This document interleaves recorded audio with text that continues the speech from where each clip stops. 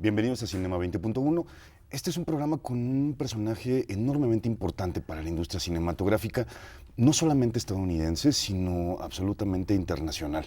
Él comienza a trabajar en México y me encantaría que en un rato nos contara un poco acerca de eso como fotógrafo. Y después, cuando se va a Estados Unidos, realiza una serie de películas que lo colocan de alguna manera en uno de los espacios más importantes del cine independiente norteamericano. Un espacio donde historias intimistas, películas sobre personajes enormemente complejos, con algunos de los elencos más asombrosos que pueden encontrarse en una película, con gente como Glenn Close, Anne Hathaway, Elpidia Carrillo, Holly Hunter, Sissy Spacek, Annette Bening, es decir, todas las grandes figuras del cine norteamericano han trabajado bajo la dirección de Rodrigo García, que es nuestro invitado de hoy, en películas como Nueve Vidas, Albert Nobbs, Cosas que haría con solo mirarla, 10 pequeñas historias de amor, etcétera, etcétera, etcétera, y en montones de series que él ha tenido oportunidad de hacer, dirigiendo capítulos de series tan importantes como Los Sopranos, Six Feet Under o En Terapia, que se vio por aquí en la televisión abierta en Canal 22 hace algunos años. Él es Rodrigo García y él es nuestro invitado hoy aquí en Cinema 20.1.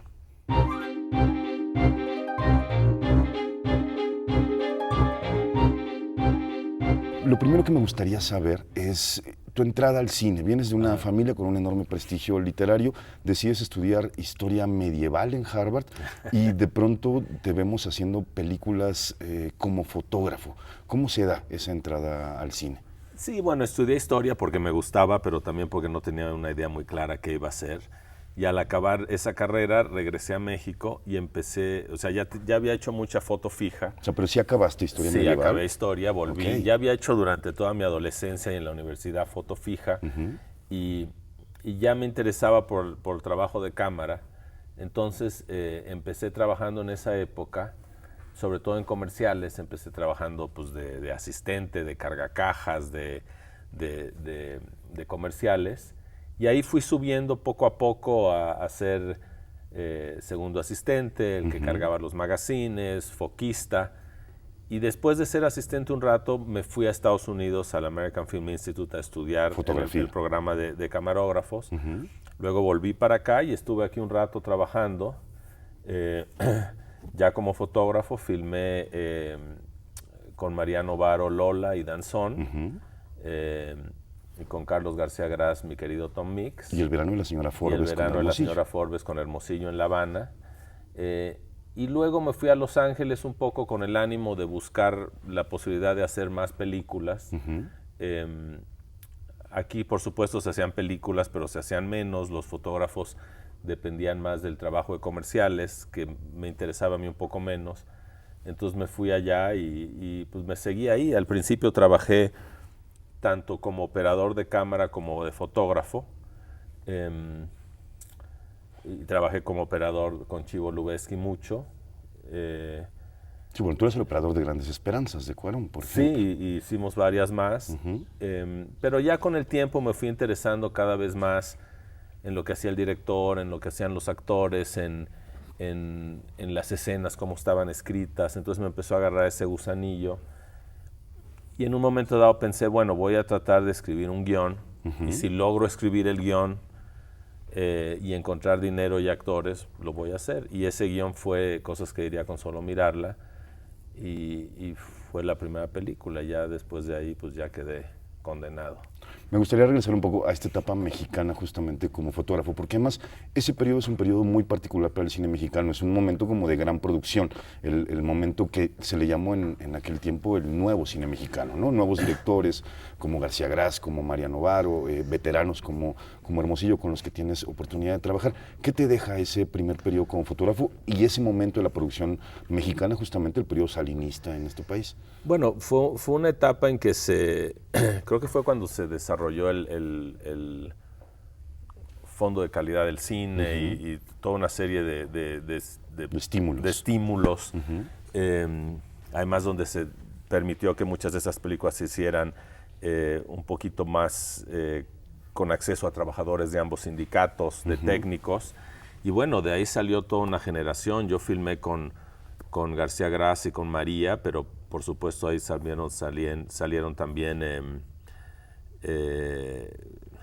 Cuarón y Luis Estrada y Chivo Lubeski, Del Toro, Memo Navarro filmó mucho ahí, Javier Pérez Grobet, o sea, sí. Es decir, buena parte de una generación que emigró también a Estados Unidos. Sí, muchos ¿no? emigraron, otros se quedaron, pero sí fue la primera vez que le daba la impresión a los cineastas jóvenes que iban a poder hacer un poco sus películas y no las películas que eran más de corte comercial de la industria mexicana, sino un poquito, pues un cine con más libertad, un poquito más cine de autor, con influencia del cine mexicano y del cine extranjero. Eran también muchos cineastas que miraban hacia afuera, no necesariamente por hacer cine de Hollywood o cine europeo, pero sí hacer un cine que viajara, ¿no? Un cine que pudiera verse de manera lo más internacionalmente posible. Pensaba en esas películas que hiciste en México y pensaba que son retratos también de mujeres, es decir, pensaba también en esas actrices, María Rojo en Danzón, Leticia Huijar en Lola, Sí. Hanna Shigula en La Señora Forbes o Ana Ofelia Murguía en Tom Mix, ¿no? Que son también mujeres muy fuertes, y después viéndote como director pienso que, bueno, buena parte de tu trabajo tiene que ver también con el retrato de mujeres. No sé si eso dejó algo en ti. Yo creo que sí, o sea, esas películas evidentemente no las dirigías tú, no pero las dirigía yo, fotografiabas. sino casualmente eran sobre mujeres, pero la verdad hasta ahorita que me lo dijiste es la primera vez que se me ocurre que las 4 eran películas de mujeres. Realmente pues me interesaban los temas de mujeres, que yo creo que hablar de temas de mujeres es un poco absurdo porque son miles de temas. Digamos, los temas tratados con personajes femeninos. No temas femeninos, pero sí personajes femeninos. Y sí, siempre me interesaron, o sea, nunca me pregunté ni me dije esta película es de hombres, esta película es de mujeres. La verdad es que cuando empecé a escribir mi primer guión, que iban a ser 5 historias diferentes, la idea es que algunas fueran sobre hombres y algunas sobre mujeres. Pero al empezar a escribir me di cuenta que los personajes femeninos me quedaban mejor. Entonces yo creo que muchas veces cuando uno empieza en algo, se ejercita sus músculos más fuertes. Entonces como me da, o sea, el tema que me interesaba era un poco el del aislamiento, de las vidas de personas en Los Ángeles. Pensé, bueno, pues si las mujeres me están quedando mejor, lo hago todo de mujeres. No me lo planteé como una película sobre mujeres, pero me sentí más cómodo trabajando con personajes femeninos. Pensando justamente como en esa primera película, alguna vez leí una entrevista tuya donde decías que te desesperaste como fotógrafo de ver que tú podías hacer mejor las cosas que los directores, con algunos de los directores con los que trabajabas, y es entonces que eso también es un aliciente para comenzar a escribir y a dirigir. Sí y no, en el sentido de que sí, por supuesto hay una arrogancia de todo el que quiere ser director, o sea, para tú decir, puedo escribir mejor, o sea, puedo hacer una mejor película, puedo escribir un mejor concierto, puedo escribir una mejor novela, pintar un mejor cuadro. Hay junto con la inseguridad que tienen todos los artistas y la necesidad de probarse y de comunicarse, hay también un aspecto de mucha confianza en uno mismo y una aplomo, una arrogancia, ¿no? necesarias para poder intentarlo. La verdad es que esa sensación de que yo lo puedo hacer mejor fue realmente en momentos con escenas en particulares o decisiones en particulares. Así, en general, el trabajo con directores fue bastante afortunado y aprendí mucho de ellos, y eso fue lo que me animó. O sea, como fotógrafo, trabajando por supuesto con María, con un muy buen director americano, Michael Christopher, que dirigió Gia, que fue la primera película de Angelina Jolie. También aprendí mucho con él. Y luego trabajando como operador con Hermosillo también, por supuesto, pero trabajando como operador con El Chivo, pues trabajamos en películas con grandes directores. O sea, empezamos trabajando con Cuarón, luego trabajamos con Mike Nichols, y luego yo como operador también trabajé con Robert Benton y otros proyectos. Entonces sí fueron directores cuyo el trabajo con los actores no solo lo hacían muy bien, sino que daba la impresión de que era muy fácil. Que por supuesto era una ilusión mía, pero eran directores ya con mucha experiencia que se comunicaban de manera muy clara, muy específica con los actores, sin enrollarse en el set, sin hablar de grandes conceptos. intentemos esto, haz esto, o sea, cosas muy sencillas que te hacen pensar, qué fácil es, yo podría hacer eso. Luego ya no resulta tan fácil. Bueno, has trabajado con, lo decía al principio, con elencos enormemente virtuosos, quizás con algunas de las actrices y actores más importantes del cine estadounidense contemporáneo. También leí en algún momento que, por ejemplo, para hacer 9 vidas, que es bueno, un elenco de estos fantásticos, bueno, las 3 primeras tienen elencos así formidables, no fue difícil contactarlas, no fue difícil que aceptaran participar en las películas. Bueno, ese acceso siempre es complicado. Lo que hice fue empezar con 2 actrices con las que ya había trabajado, que eran Glenn Close y Holly Hunter. Entonces a ellas les hablé directamente, dijeron que sí. Y un poquito el problema, la situación con los actores, una de las preguntas principales es quién más va a estar en la película. Entonces, en el caso de 9 vidas, ofrecer el papel y decir ya tenemos a Glenn Close y Holly Hunter, pues ya abría las puertas muchísimo, muchísimo. Pero hablabas también de que hay actrices que uno piensa que están empleadas todo el tiempo y que a veces no lo están. En esa época sí, porque muchos de los personajes de esas películas eran personajes que ya tenían 40, 50 años. Y siempre ha sido una época, ahora menos, o sea, ahorita creo que hay un auge una vez más de películas de mujeres con directoras, con actrices, pero en este momento que hace unos 14 años, o sea, sí esa transición de las actrices de hacerlas jóvenes guapas a ser mujeres maduras,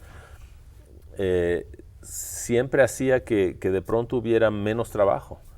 Ahorita creo que, sigue siendo un reto, pero ya se hacen cada vez más películas sobre mujeres de todas las edades. Pero en ese momento sí fue sorprendente que la película la reunimos muy rápidamente y todas esas mujeres estaban disponibles. Por supuesto, solo trabajaban una semana, pero estaban disponibles. Estamos platicando con Rodrigo García, cineasta, en toda la extensión de la palabra, productor, director, guionista, fotógrafo. Estamos aquí en Cinema 20.1 y volvemos después de este corte. Estamos aquí de regreso en Cinema 20.1 platicando con el cineasta Rodrigo García y a mí me gustaría preguntarte, en estas primeras películas que haces, particularmente en 10 pequeñas historias de amor y en 9 vidas, hay un proceso también de experimentación formal que me parece muy interesante, que tiene que ver con la utilización del plano secuencia. En la primera de ellas, una cámara fija contando con mujeres hablando a cámara, retratando estas experiencias que ellas van relatando, y en la otra con plano secuencia mucho más sofisticados, para contar pequeños relatos. Es decir, estas 3 primeras películas están contadas como a partir de cortos, digamos, o como a partir de cuentos. Tú has hablado mucho de esta relación hasta casi literaria que tienen tus películas con el cuento como género. La verdad es que hasta ese momento de hacer esas 2 películas, yo admiraba mucho los planos secuencias en las películas de directores que los hacían extraordinariamente bien. Y esa sensación de ver las cosas vividas en su tiempo real es fascinante. Cuando está bien hecha, es casi hipnótica. Pero yo no tenía tanto esa obsesión, o sea, hay algo también del corte que me parece precioso, ¿no? Por supuesto, ese choque entre 2 imágenes que puede ser explosivo. Pero en el caso de esas 2 películas, sí, sobre todo de 9 vidas, la idea de que solo íbamos a ver 10, 12, 15 minutos en la vida de alguien y con eso nos íbamos a formar un panorama total de sus vidas. Originalmente no la escribí para hacerla en plano secuencias, pero pues la tentación resultó cada vez más apremiante. Y sí, sí es difícil, por supuesto, es lleno de frustraciones y de miedos y de cosas que van bien y de pronto empiezan a ir menos bien. Pero sí hay algo muy bello de ver las cosas en su tiempo real. No lo he vuelto a hacer mucho, lo he vuelto a hacer en escenas en particular, en películas. Siempre hay que balancear ese amor por las 2 cosas, ¿no? Ver las cosas en tiempo real y luego el poder que logra un corte bien hecho. Después, digamos, como esas 3 primeras películas que, van a Sundance, a Locarno, al Festival de Cannes, ganas en la sección Una cierta mirada, que son las secciones más importantes del festival, haces una película con Anne Hathaway, que es una película que tiene una intención mucho más comercial, que eso me llama mucho la atención, que es Almas pasajeras. Sí, fue un intento de hacer una película más dentro del marco de la industria. Realmente no me puedo quejar porque se me dieron muchas libertades. Yo creo que el error que cometí yo, y es del que sufrió la película, es que cuando la máquina va maquinando es difícil pararla. O sea, hubo un momento en que estaba el dinero, estaba la actriz y ella solo podía filmar inmediatamente. Entonces el guión no estaba tan listo como debería estar. Sí se me dieron apoyos, o sea, no quiero decir que o sea, yo mismo fui mi peor enemigo, pero caí un poquito en esa tentación de decir, arrancamos, qué padre, estamos listos. Y el guión no estaba listo y nunca estuvo listo, entonces la película resultó pues decepcionante, pero bueno, en todo se crece, en todo se aprende. Tanto Anne Hathaway como el actor Patrick Wilson, excelente. También estaba Diane Wiest. Trabajé con un fotógrafo chileno, Igor Hadwe, que vivió aquí en México mucho y ahora vive en Canadá. Y la película formalmente es muy bella, pero nadie se recupera de los errores de guión y de casting, no te recuperas nunca. Que en ese sentido, tú mismo has sido guionista de la mayoría de tus películas, de prácticamente casi todos tus largometrajes, en realidad. Eso hace que concibas, por ejemplo, justo estas decisiones, por ejemplo, de la puesta en cámara, del casting, desde la propia escritura del guión, en algunos casos. En algunas cosas sí, y en algunas cosas no. O sea, siempre hay que dejar un espacio para que los actores, el director de fotografía, todos tus jefes de departamento, incorporen su propio punto de vista. O sea, si tú llegas con una lista de cosas que tienen que ser de cierta manera, entonces no estás dejando que tus colaboradores aporten sobre todo de un espacio de libertad donde pueden aportar su experiencia de vida, su creatividad, su arte. Entonces sí hay cosas en los guiones a las que estoy muy aferrado y otras a las que estoy abierto. Finalmente estás controlando, como todo director, inclusive dar libertad es una manera de controlar. O sea, tienes la palabra final. Pero no todo en el guión está totalmente aferrado y definido, no. Y en cuanto a cómo la voy a filmar, pues tengo ciertas ideas, pero también quiero trabajar. O sea, cuando he trabajado, la última película que hice, la fotografió Chivo Lubezki, pues evidentemente quieres que Chivo llegue con su experiencia y su talento y haga una enorme contribución a cómo se ve una película. Que es Últimos días en el desierto. Últimos días en el desierto. Una película sobre Cristo, además. Una película que rompe de alguna manera como todo tu ciclo de retratos femeninos. Me pasa mucho que la gente me dice una película sobre Cristo y siempre me sorprende porque para mí fue una película sobre Jesús. O sea, el hombre. Claro. Y es una película familiar también, es un relato familiar. Es un relato sobre interrelaciones, padres e hijos. Y siempre digo Jesús y no Cristo porque siempre pensé que solo podría tratar al personaje desde su punto de vista humano. No es que niegue lo otro, pero no tengo idea cómo se trata lo divino. O sea, yo solo podía hablar de este hombre en la tierra con su circunstancia y con su problemática.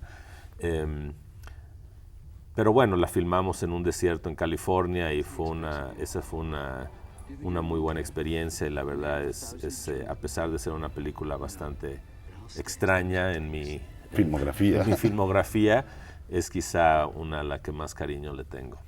Rodrigo, al hablar justamente como de esta libertad que mencionabas hace un momento, ¿eso forma parte de alguna manera como de tu método para trabajar justamente con los actores? Es decir, generar como una atmósfera de libertad para que ellos propongan, para que ellos enriquezcan el papel. Es que pienso, ¿cómo se dirige a una mujer como Glenn Close, con quien has, digamos, como hecho varias películas? O cómo le dices, bueno, ahí está el guión y ahora, ¿qué? Bueno, yo creo que lo ideal es tratar de dirigir lo menos posible. Ahora, todo esto que te digo no significa que no sea un controlador total porque así son los directores. Pero yo creo que la primera gran dirección que se da es el guión. Y si tú hablas con el actor y entienden los dos el guión de la misma manera y lo que no se entiende se negocia o sea, si no se llega a un acuerdo no es el actor adecuado. Si llegas a un acuerdo, entonces ya se va construyendo el personaje y hay cosas que hace el actor solo y hay cosas que hace conmigo y luego yo en el set reacciono a lo que está haciendo el actor. pero no significa que va a haber una sorpresa en el set, que va a llegar el actor y va a hacer algo que yo no entiendo, porque sí ha habido una serie de pláticas donde cada quien dice cómo entiende. Lo importante es entender la película y el personaje de la misma manera. Ya la expresión de ese personaje, pues yo quiero, o sea, si tienes un actor como Annette Bening, pues no quieres decirle todo, quieres que ella aporte lo que un actor así aporta. Y lo mismo te pasa con, supongo que todos, porque además, supongo que has trabajado con algunos de los temperamentos más complicados de Hollywood, ¿no? Poco, porque siempre sea famoso el actor o no, la actriz, y por mucho que la quiera o la deseen que trabaje conmigo, hablo con otros directores que han trabajado antes. Y si un director si un actor es muy famoso por ser muy difícil, lo pienso 2 veces, ¿eh? O sea, me gusta la gente que es muy profesional. Digo, todos los artistas tienen sus complicaciones, todo el mundo sufre con el trabajo hasta cierto punto, hay inseguridades, pero hay muchos buenos actores que son muy, muy buenos trabajadores. De hecho, me gustaría decir que los actores más fáciles con los que he trabajado son mujeres y no hombres. ¿Sí? Muchas veces hay esa fama clásica machista de la actriz difícil, la actriz, pero en general, digo, hay actrices, me imagino, súper difíciles, pero en general se trabaja muy bien con las actrices si también eres tú consecuente con ellas. Rodrigo, tú fuiste, digamos, como parte de un momento muy importante para el desarrollo de contenidos televisivos y, bueno, en plataformas hoy, que son las series. Digamos, las series hoy quizás son, digamos, uno de los espacios audiovisuales de mayor consumo para los espectadores. Y de consumo de temas adultos. Exacto. No de superhéroes y cosas exclusivamente. Aquí estuvo en nuestro programa Lucrecia Martel hablándonos justo de su cuestionamiento hacia las series que tenía que ver con el regreso al relato decimonónico, ¿no? Este relato de folletín donde vas viendo semanalmente, digamos, como casos, y que es de alguna manera como un regreso a un relato muy, muy clásico. ¿Piensas un poco lo mismo respecto al tipo de series en las que te ha tocado estar? Todo depende de la serie y todo depende de la calidad de la serie. Porque además tú has desarrollado contenidos tú mismo como showrunner. Sí, o sea, yo creo que, el placer que me causa una película de Lucrecia Martel, que es mucho, porque es La Niña Santa, La Mujer Sin Cabeza, son películas muy bellas, es muy diferente al placer que me puede causar una serie. O sea, son platillos muy diferentes, son formatos diferentes, de hecho. Uno es una propuesta de cierto tiempo, de cierta medida, muy del director, muy visual, a veces con una trama minimalista, pero con una idea muy elevada. Y lo otro es más parecido a la larga narrativa de una novela. Ahí, en ese caso, la compenetración del público es de las relaciones interpersonales de los personajes a través del tiempo, a través de los años, las muertes, los cambios, etcétera. Entonces... la gran saga, digamos. Sí, entonces yo creo que como todo hay que escoger lo mejor. O sea, sí estoy de acuerdo con Lucrecia en el sentido que hay tal asalto ahorita de tantos horarios, de tantas series tan largas, que realmente pues, te pueden comer el coco si quieres ver todo. Pero también hay muchos imitadores de películas, imitadores del cine de Lucrecia o de Reigadas, por ejemplo, que hacen películas insoportables. Entonces también podría uno decir, oye, aquello no hay quien se lo fume. Pero no, todo depende de quién. O sea, al teatro y a la radio las hemos declarado muertos varias veces y una obra buena es excelente y el radio ahorita está viviendo un momento excelente. Claro. Entonces para mí no es tanto un formato u otro, sino la calidad del producto en particular. Rodrigo, tu padre era Gabriel García Márquez y uno siempre ha tenido la tentación de imaginar un proyecto tuyo sobre su obra, dado a tu cercanía familiar con él. Hablaste en algún momento de Tiempo de Morir, una película que ya filmó en México Ripstein, Jorge Alitriana en Colombia, y que tú tenías como en algún momento, pienso hace 10 años que lo dijiste, que tenías la idea de dirigir. Sí, tenía la idea, tenía la idea de hacerla como western americano. El western siempre es bastante riesgoso comercialmente, y tampoco son de bajo presupuesto porque requieren época, caballos, etcétera. Sí. Entonces, y todavía no tengo un guión con el que esté completamente contento. Sí todavía juego con esa idea. Junto con el director chileno Andrés Wood hemos desarrollado una serie de una miniserie basada en Noticia de un secuestro que era una obra periodística sí, un gran de reportaje. mi padre, un reportaje que siempre pensé que era muy cinematográfico, pero que no cabía en una película. Entonces eso lo vamos a hacer. Pero en cuanto a sus novelas y libros, o sea, no... ¿Es un mundo que sientes lejano al tuyo como realizador Son en dos este mundos momento? diferentes, o sea, yo tengo mi mundo y yo creo que, o sea, chocaría. El hecho de que sea mi padre no significa que los mundos inmediatamente sean compatibles. O sea, hay libros que sí adaptaría, aunque prefiero hacer mis propios guiones, de ciertos autores y otros que no adaptaría de ciertos autores. Y por otra parte, no me gustaría hacer una película de un libro de Gabo para luego tener que hacer 700 entrevistas explicando qué se siente hacer la película del libro de tu padre. Porque entonces el producto pasaría a segundo término.